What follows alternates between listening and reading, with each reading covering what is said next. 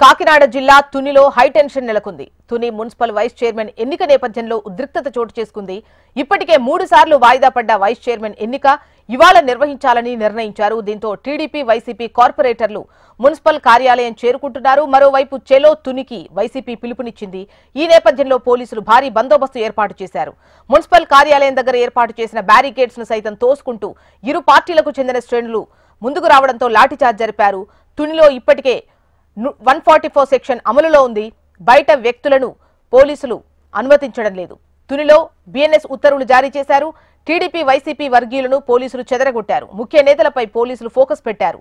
తునిలో మాజీ ఎంపీ వంగా గీతను పోలీసులు అడ్డుకున్నారు. కౌన్సిలర్లకు రక్షణ కావాలంటే పోలీసులను సంప్రదించాలని సూచించారు.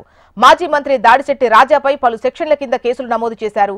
వైసీపీ కౌన్సిలర్లను నిర్బంధించి ఓటు వేయకుండా అడ్డుకున్నారని, రామలింగేశ్వరరావు అనే వ్యక్తిపై దాడి చేశారని కేసులు నమోదు చేశారు.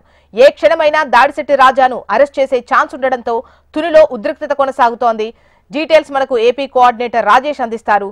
రాజేష్, జోస్నా నేడు తుని మున్సిపల్ వైస్ చైర్మన్ ఎన్నికకు ప్రణాళిక సిద్ధం చేశారు. అయితే తునిలో మరోసారి హైటెన్షన్ వాతావరణం నెలకొంది జోస్నా. అయితే ప్రధానంగా చూసుకుంటే వైసీపీకి చెందిన వారు కొందరు టీడీపీలో చేరటం, టీడీపీలో ఉన్న వారిని వైసీపీ నుంచి టీడీపీలోకి వచ్చిన వారిని వైస్ చైర్మన్ చేసే ఎన్నిక దిశగా వీళ్ళందరూ అడ్డుకోవటం, వైఎస్ఆర్సీపీకి బలం ఎక్కువ ఉన్నప్పటికీ కూడా టీడీపీ కూటమి ప్రభుత్వంలోని కొందరు కుట్రపూరితంగా కౌన్సిలర్లు ఎరవేసేసి ఇబ్బంది పెట్టేసి భయభ్రాంతులకు గురి చేసి ఈ ఓటింగ్ నిర్వహిస్తున్నారు. వైస్ చైర్మన్ ఎన్నికలో బలం వైసీపీకి ఉన్నప్పటికీ కూడా టీడీపీ కైవసం చేసుకునే దృష్టిలో అనేక ఇబ్బందులు పెడుతుందనే అంశంలో చలో తుని కార్యక్రమాన్ని వైసీపీ నిర్వహిస్తుంది. అయితే ఇందుకు సంబంధించి తుని కార్యాలయానికి మున్సిపల్ కార్యాలయానికి చేరుకోక ముందే పోలీసులు ఎక్కడికక్కడ పహారా వేసి ఎక్కడికక్కడ కార్యకర్తల్ని వీళ్ళ నాయకుల్ని అడ్డుకోవడం జరుగుతుంది.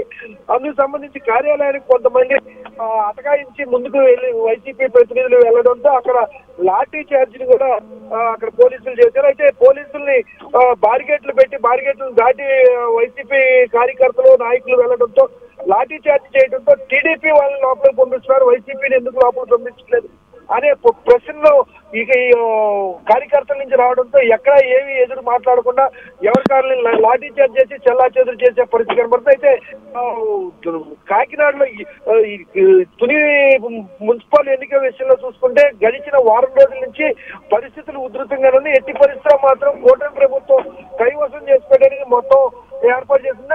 వైసీపీకి చెందిన వారు కూడా కూటమి ప్రభుత్వంలో ఇప్పటికే చేరున్నారు. అయితే వైస్ చైర్మన్ ఎన్నికలో కూడా వాళ్ళనే పైకి అయ్యే విధంగా నిర్ణయాలు తీసుకోవడానికి ఇదంతా సంకేతాలు ఉపయోగిస్తాయి. అయితే ఏ ఒక్కరిని కూడా కార్యాలయానికి చేరుకోనీయకుండా వైసీపీ కార్యకర్తల్ని అక్కడ ఎటువంటి అలజడం లేకుండా పోలీసులు పూర్తి స్థాయి గట్టి భద్రతా ఏర్పాట్లు చేశారు. దోస్రా రైట్ రాజేష్.